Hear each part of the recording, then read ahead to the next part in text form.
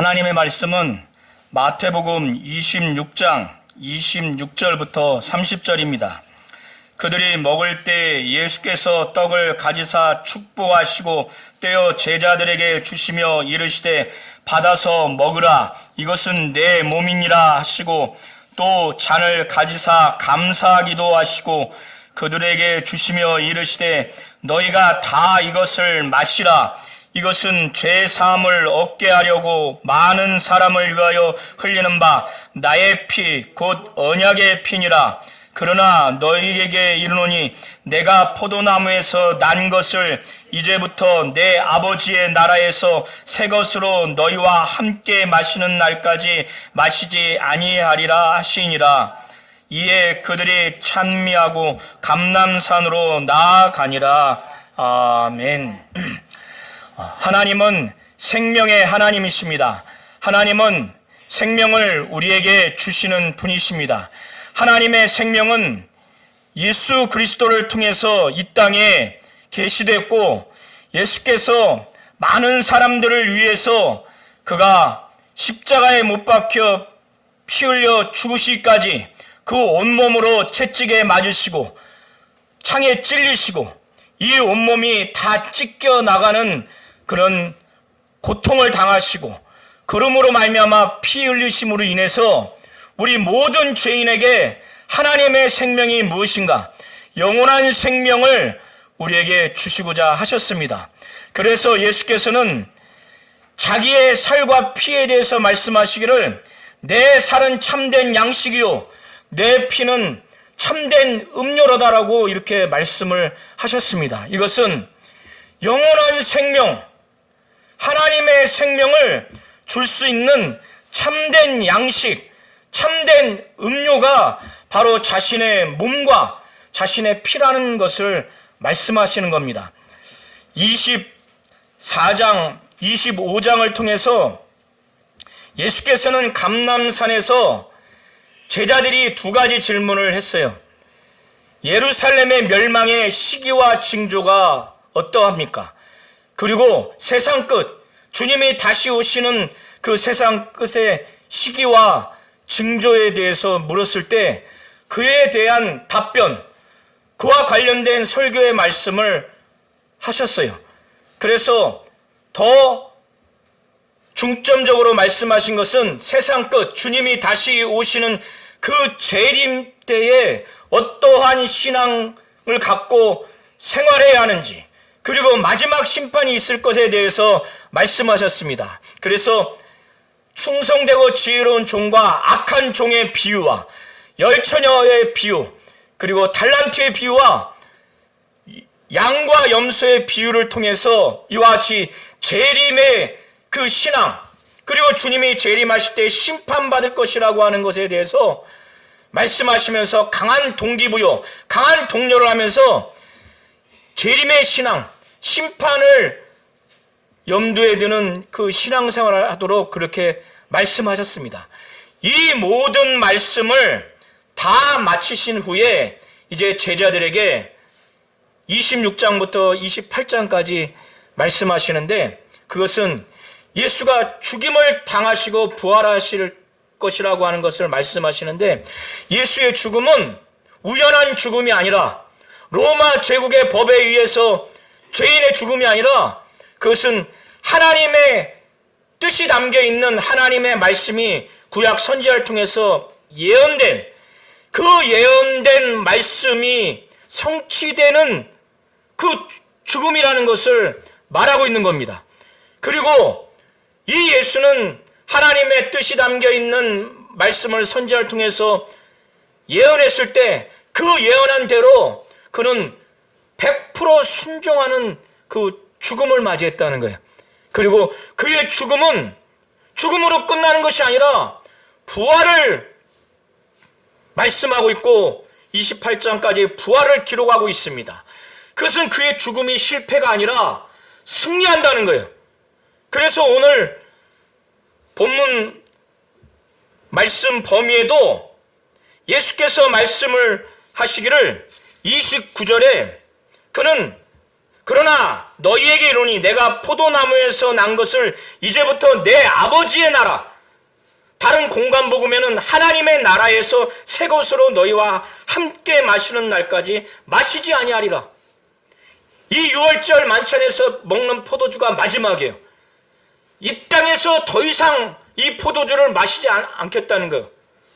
아버지의 나라, 하늘나라에서 새 것으로 마시는 날까지, 그때는 주님이 부활하셔서 재림하시는 그 메시아 잔치입니다. 승리의 잔치예요. 그때 바로 마시겠다는 겁니다. 그것은 예수의 죽음이 실패가 아니라 부활해서 승리의 시작이라는 것을 말해주는 겁니다. 예수께서는 이제 제자들에게 자신의 순환과 곧 고난과 죽음을 맞이하게 될 이 제자들이 얼마나 충격을 받겠습니까? 얼마나 비참하고 통곡스럽겠습니까? 이전에도 예수가 죽으시고 부활하실 것이라고 하는 것을 여러 번 말씀하셨어요. 이제 마지막 예수께서 제자들에게 말씀하시는 거예요. 자신의 그 죽음에 대해서. 그런데 이 예수의 이 죽음이 하나님의 입장에서, 하나님의 뜻 입장에서, 예수의 입장에서 이 죽음을 바라보아야 합니다. 그런데 이 죽음을 두고 유대 종교 지도자들은 바로 죽이려고 음모를 꾸미고 있고, 그 12제자 중에서 한 제자 가룟 유다는 은 30을 받고 자기 스승을 팔아넘깁니다. 그런데 마리아인 이 여인은 어마어마하게 비싼 그 향유, 순전한 나드 한 근, 이거를 옥합에 넣어서 그걸 깨서 예수의 장례를 준비합니다. 예수께서는 이 제자들에게 이틀 후면은 너희도 아는 바와 같이 이제 유월절이 다가온다. 그런데 자신이 죽임을 당하기 위해서 팔려나간다는 거예요. 누구를 두고 염두합니까? 가룟 유다예요, 가룟 유다. 우리 성도님들이 오늘 설교 범위에서 이걸 잘 이해하려면 유월절의 배경을 아셔야 돼요. 유월절이라고 하는 것은 유대인들은 유월절 다음 날 일주일을 무교절로 지냅니다. 유대인의 원력으로 니산월 14일이 유월절이에요. 15일부터 21일까지 일주일 동안 무교절을 지냅니다.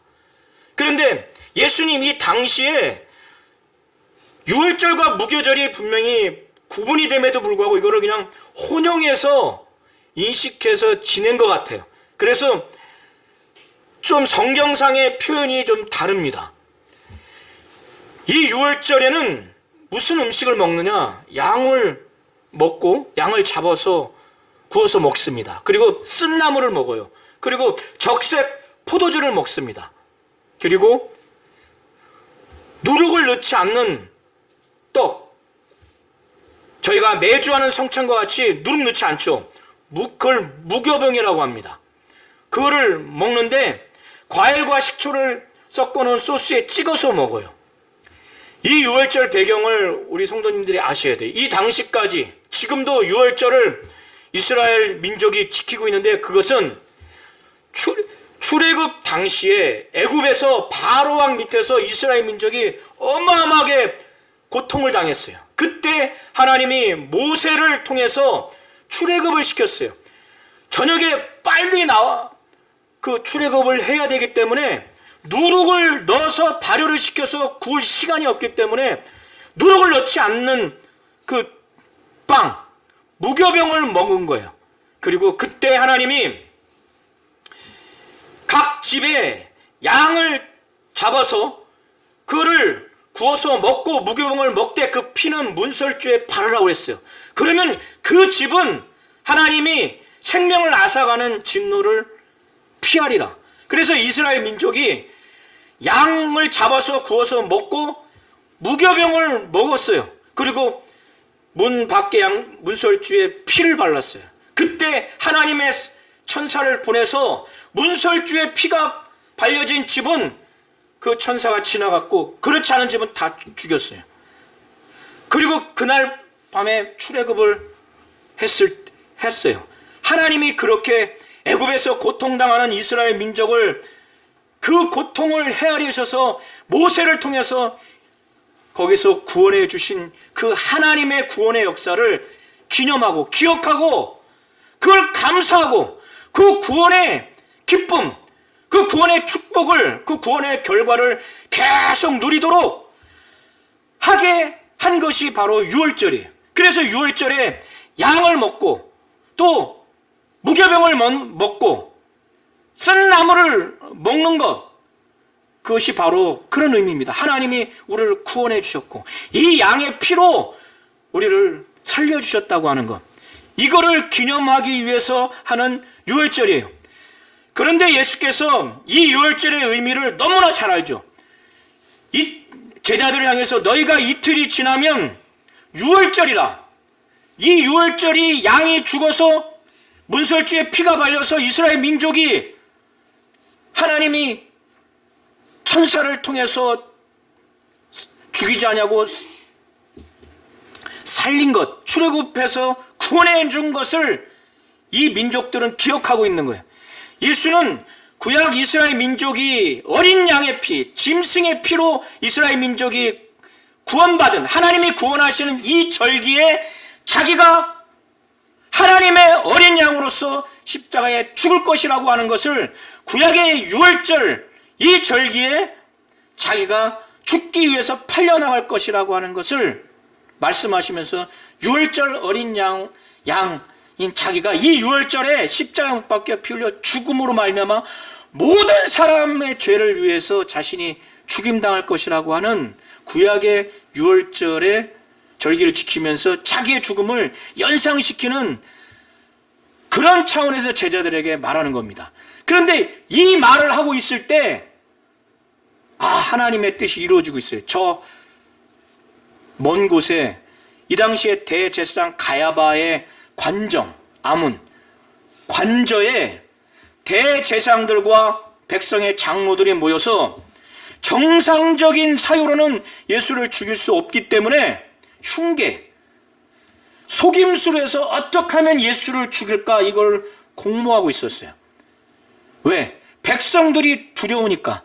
백성들이 두렵지 않으면은 대놓고 죽이겠는데 백성들이 예수를 선지자로 여기기 때문에 유월절에 약 250만 명이 운집한다고 합니다.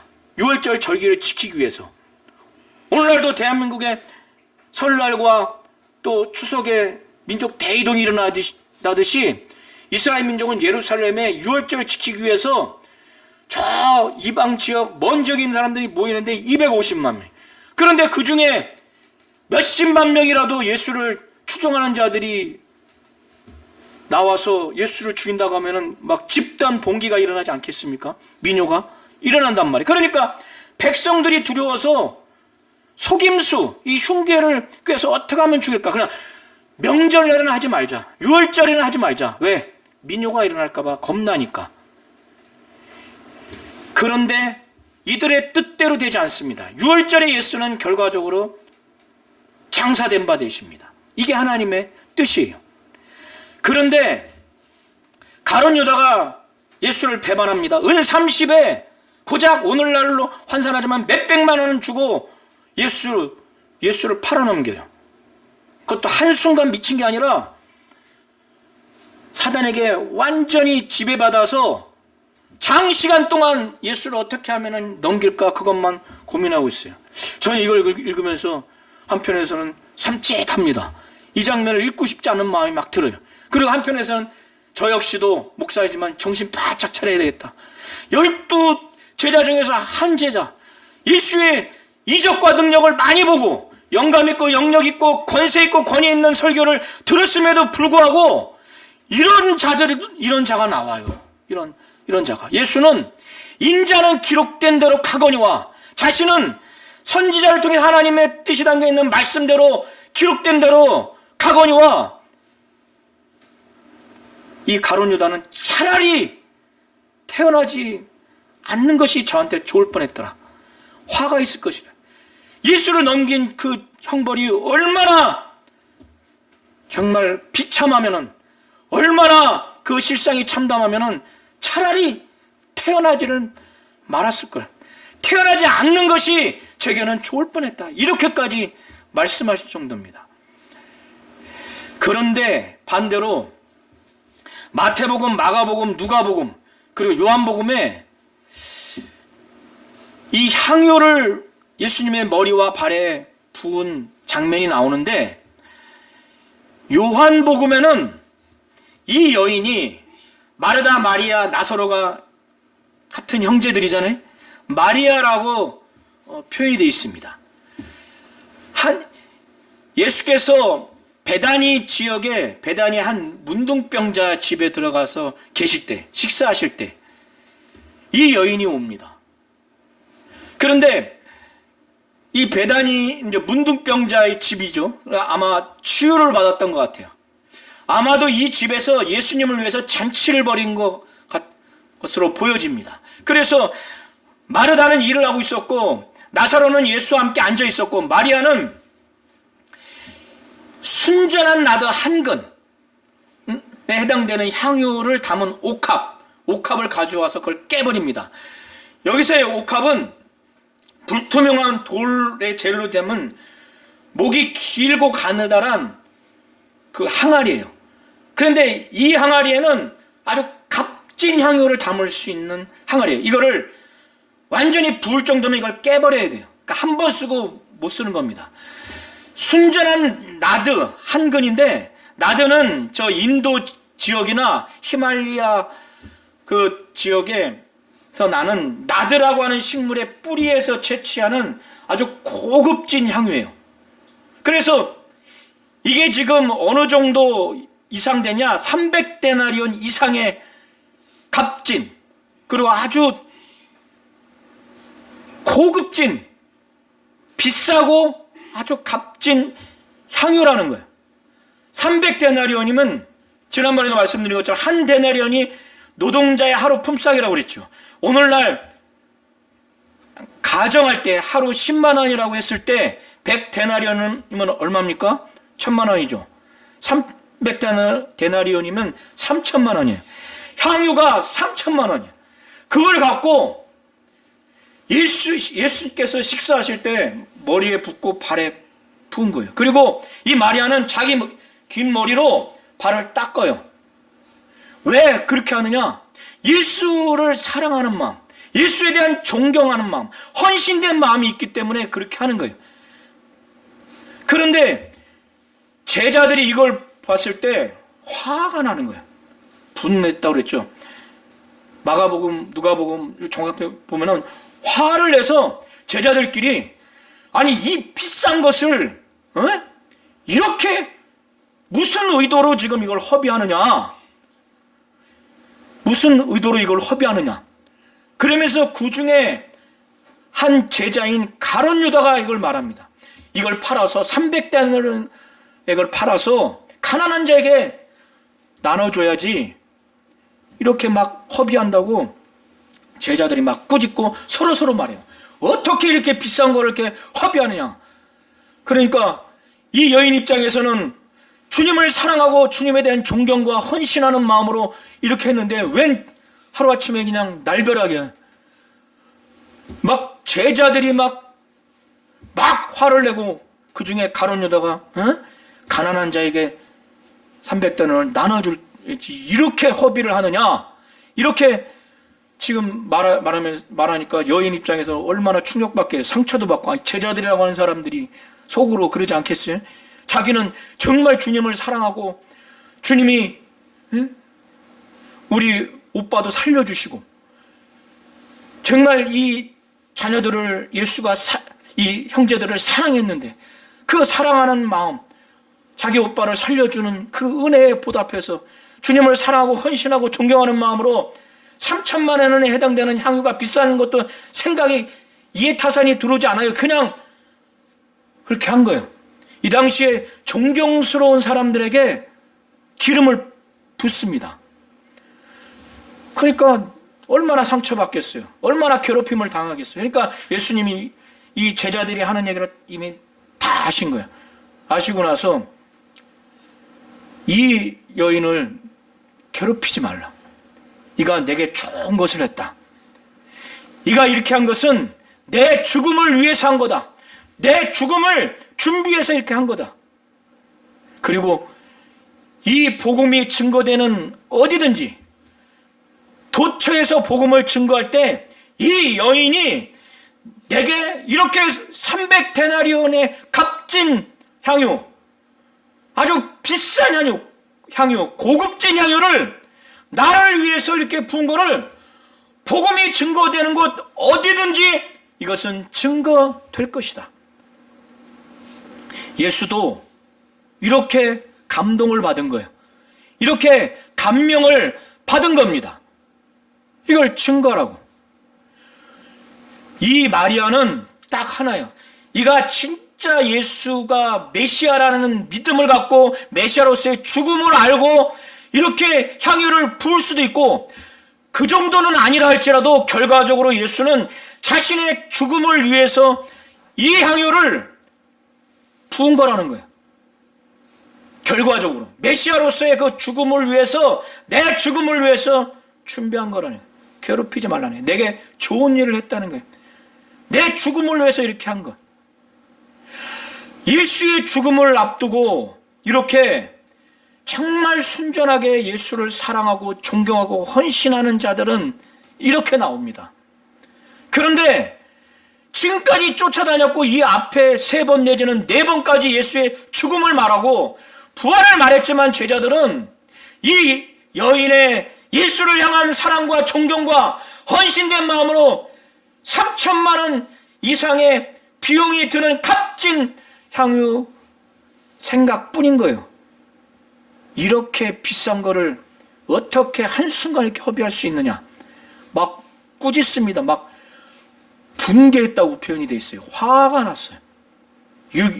이렇게 화를 낼 사안인가. 그런데 대제사장들과 장로들, 마가복음과 누가복음을 보면 서기관들이라고 표현되어 있습니다. 유대 종교 지도자들, 성경을 가장 잘 안다고 하는 지도자들, 그들의 이스라엘 민족의 종교인 유대교 입장에서 하나님을 안다고 하는 그들은 예수를 죽이려고, 그것도 정상적인 사유가 없으니까 속임수를 가지고 이렇게 죽이려고 한쪽에서는 그렇게 하고 있어요. 그리고 난 후에 이제 예수께서 예언하시는 대로 바로 이렇게 예수를 사랑해서 마리아가 향유컵을 깨트려가지고 발에 부어서 주님의 장사를 준비할 그때 12제자 중에서 한 제자인 가룟 유다는 그때 자, 한편에서는 가룟 유다는 지금 무슨 행태를 하고 있느냐.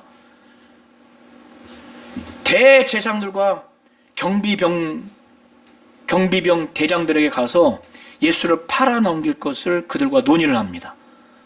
논의를 하고 나니까 그 유대 종교 지도자들이 얼마나 기뻐요. 백성들이 무서워서 명절날에는 하지 않으려고 마음먹고 어떻게 하면 속임수를 깨낼 건가.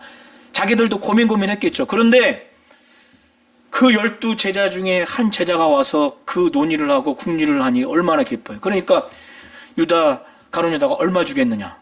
그러니까 은 30을 준 거예요. 이거는 오늘날 몇백만 원밖에 안 돼. 하나님이고 하나님의 아들인 예수가 그 정도 값어치밖에 안 돼. 이거는 구약의 출애굽기에 기록하기는 어느 정도 값어치 없는 값이냐. 이 소가 어느 주인의 노예를 들이받았을 때 그에 상응하는 대가로 주는 비용 정도밖에 안 되는 거예요. 은 30이. 예수의 경제적인 값어치가 그 정도예요. 가룟 유다는 그걸 가서 모의했고 그걸 은을 받고 나서 사람들이 없을 때 어떻게 하면 이 예수를 넘겨줄까 그걸 궁리를 하고 있어요. 그것도 하루 이틀 그렇게 했겠어요? 그러니까 예수께서는 이 가룟 유다에 대해서 차라리 저는 태어나지 않았으면 저에게 좋을 뻔했더라. 나는 가룟 유다가 아니더라도 이미 성경에 예언한 대로, 선지자를 통해서 하나님이 말씀을 예언한 대로 인자는 기록된 대로 가거니와, 예수가 무능해서, 예수가 세상 법과 유대 종교법에 저촉돼서 죽임을 당하는 게 아닙니다. 하나님의 뜻이에요. 선지자를 통해서 그 예수가 죽임당하실 것이라고 하는 것이 기록되어 있어요. 그래서 예수 자신도 그걸 알아요. 인자는 기록된 대로 죽임을 당한다. 가거니와, 저 가룟 유다는 화가 있을 것이네. 그 화가 얼마나 비참하고 얼마나 처참하면 차라리 저는 태어나지를 말았어야 되네. 그것이 제게 좋을 뻔했다.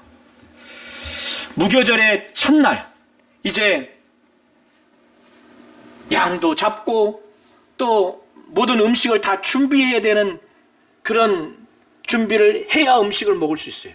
예수께서는 베드로와 요한을 이 유월절에 만찬을 준비하기 위해서 그들에게 이제 시킵니다. 음식을 준비하도록, 장소도 이제 준비하도록 그렇게 이제 합니다. 그때 제자들이 이제 정확히 이제 두 제자가 어디 가서 이걸 준비하면 되겠습니까? 너희가 성에 들어가서, 예루살렘 성에 들어가서 물동이를 가지고 물 길러서 물을 갖고 가는 사람을 만날 거다. 그럼 그 사람을 쫓아가라. 쫓아가면 그 집 주인에게 말해라. 뭐라고 말하냐면, 우리 예수님의 때가 이제 가까이 왔다. 죽을 때죠. 가까이 와서 내 제자들과 예수님이 내 집에서 그 유월절 그 절기 때 그것을 지키겠다, 먹겠다, 이런 의미로 이제 말을 합니다. 제자들에게 가서 나와 내 제자들이 유월절 먹을 그 나의 객실, 그 객실이 어디냐 하면 그 주인이 자리를 펴서 큰 다락방을 보일 거다. 거기에서 유월절 음식을 준비하도록 해라 해서 제자들이 그렇게 해서 준비를 합니다. 그리고 난 후에 예수께서 이제 20절부터 쭉 한번 오늘 저 설교 본문까지 쭉 보시기 바랍니다.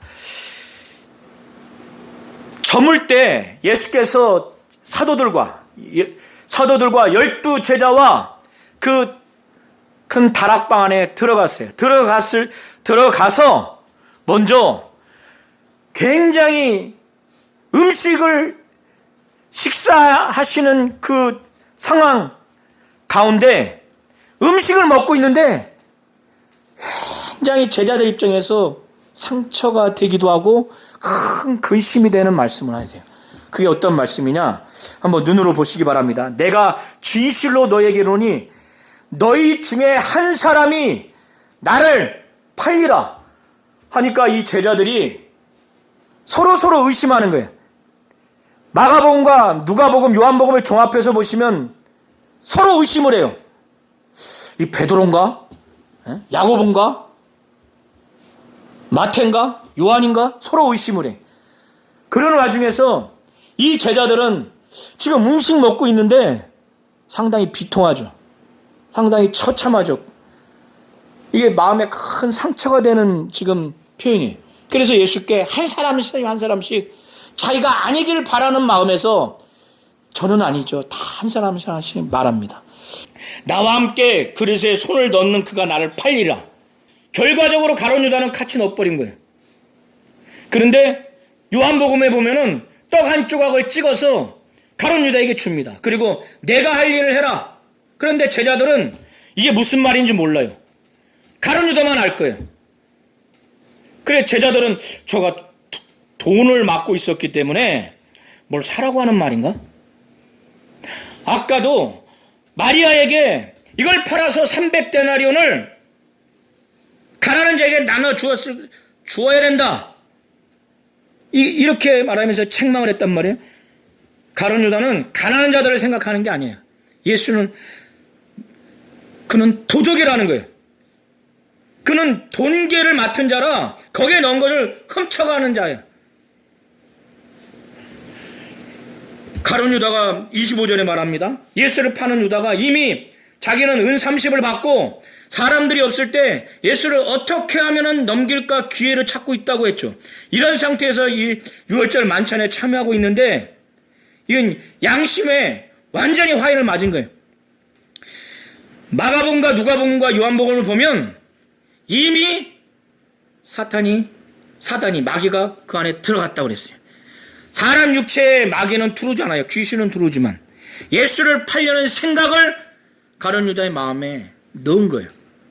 그거를 이제 그렇게 표현한 건데, 그러니까 이게 제정신이 아닌 거죠.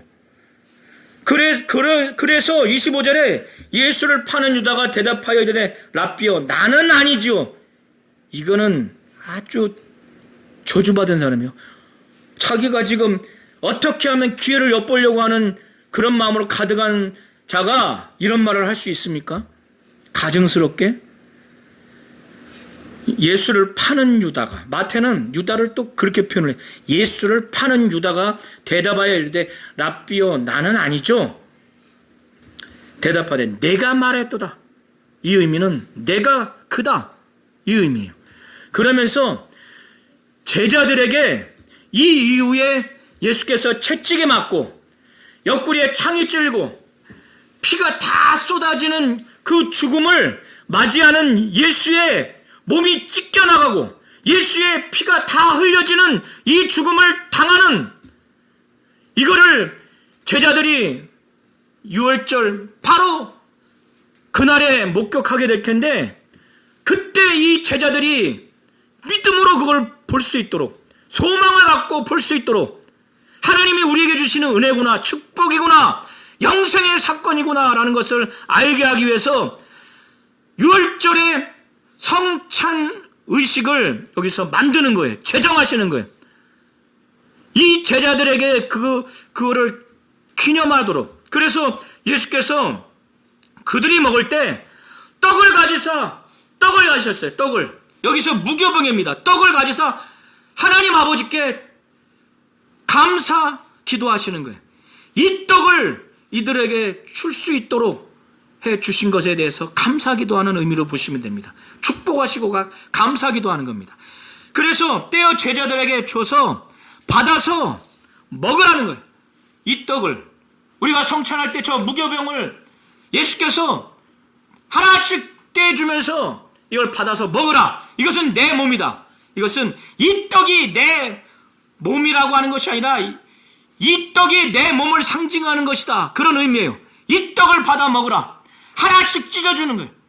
자기의 몸이 이렇게 창에 찔려서 찢어질 것이라는 것을 지금 상징하는 겁니다. 그리고 잔을 가지시고 또 말씀하세요. 27절에 이것을 그들에게 주시면서 너희가 다 이것을 마시라. 많은 사람을 위하여 흘리는 바 나의 피, 언약의 피는 거예요. 죄사함을 얻게 하려고. 구약에 하나님이 이스라엘 백성과 언약을 체결하려면, 약속을 체결하려면 어떻게 하셨는가 하면 동물의 피로서 언약을 체결했어요. 약속을 체결한 겁니다.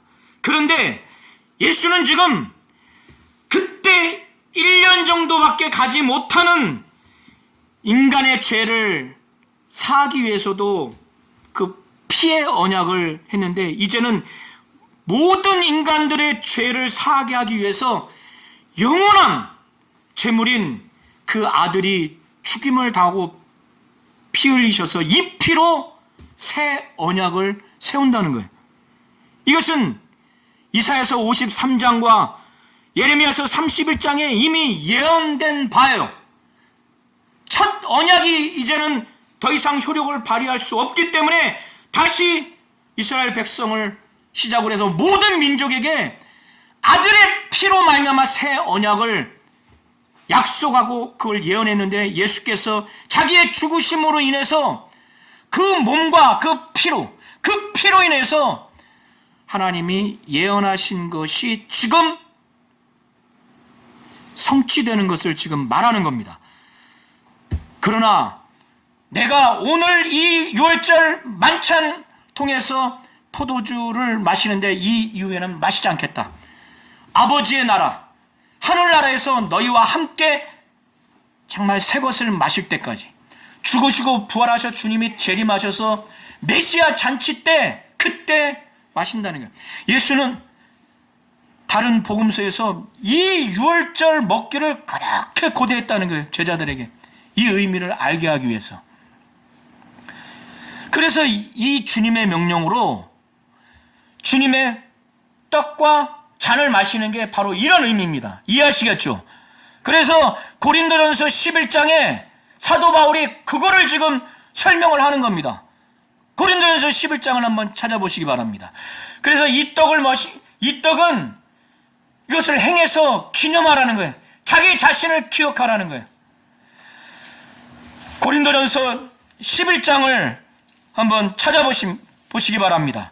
제가 먼저 읽어드리겠습니다. 11장 23절에 내가 너에게 전한 것은 주께 받은 것이니 곧 주 예수께서 잡히시던 밤에 떡을 가지사 축사하시고 떼어 이르시되 이것은 너희를 위하는 내 몸이니 이것을 행하여 나를 기념하라 하시고 식후에 또한 그와 같이 잔을 가지시고 이르시되 이 잔은 내 피로 세운 새 언약이니 이것을 행하여 마실 때마다 나를 기념하라 하셨으니 너희가 이 떡을 먹으며 이 잔을 마실 때마다 주의 죽으심을 그가 오실 때까지 전하는 것이라.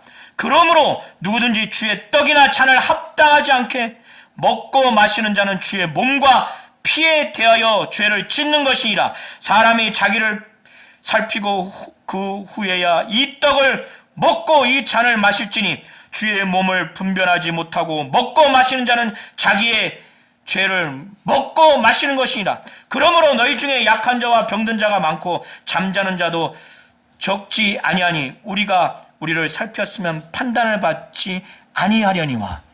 주의 떡과 잔을 이렇게 주의 몸을 분별하지 못하고 먹고 마신 자는 자기의 죄를 먹고 마시게 되는 것이래. 그 결과가 어떻게 되느냐? 이거 범죄거든요. 그러니까 이 당시에 너희 중에 약한 자와 병든 자가 많고 잠자는 자도 적지 않다는 거예요. 병들고 성찬을 잘못 해가지고 악하게 해가지고 이 부자들이 가난한 자들과의 차별의식, 그래서 기다리지도 못하고 자기들이 배불리기 위해서 먹고 마셔버렸어요. 성찬을 이런 식으로 하니까 그 결과가 어떻게 되냐면 너희 중에 약한 자와 병든 자가 많고 잠자는 자도 적지 않다. 잠자는 자는 죽임당했다는 거예요. 이걸 잘 아셔야 됩니다. 하나님은 이런 결과를 주려고 한 게 아니라 주님의 몸과 피는 뭐예요? 우리의 죄를 위해서, 많은 사람을 위해서 찢김당하고 죽임당하고 흘린 피라는 거예요. 이걸 잘 아셔야 됩니다. 이걸 잘 아셔야 돼요. 성찬을 좀 이따 하겠지만 그 의미를 잘 아셔야 되는 거예요. 우리의 죄를 위해서, 우리에게 하나님의 생명, 구원과 영생과 축복과 은혜를 주기 위해서 그가 갈기갈기 찢김을 당했어요. 창에 찔림을 당했어요. 대못에 박혔어요. 그리고 피가 다 흘림받았어요. 이 새 언약의 피. 이걸 잘 아셔야 되는 겁니다. 하나님은 생명의 하나님이세요. 하나님은 영원한 생명이 있어서 그분 스스로가 영생하시는 분이시고 그 생명을 우리에게 주시는 분이신데 그 생명을 그의 아들 예수의 그 몸과 그의 피가 찔리고 또 상함으로 흘리심으로 우리에게 구원을 주시고 은혜를 주심으로 우리에게 하나님의 생명과 같이 영원한 생명을 우리에게 주시는 분이 바로 하나님이십니다. 성령을 사도 바울은 뭐라고 말합니까? 생명의 성령이라고 그래요. 생명의 성령. 성령은 정죄하고 억압하고 무시하고 정죄하는 것이 아니라 살리는 존재가 바로 성령이라는 거예요. 생명의 성령의 법이 죄와 사망의 법에서 우리를 해방시켰다는 거예요. 저 교도소 안에 있는 죄용수들이 거기서 해방시키면 자유 아닙니까? 사면시키면?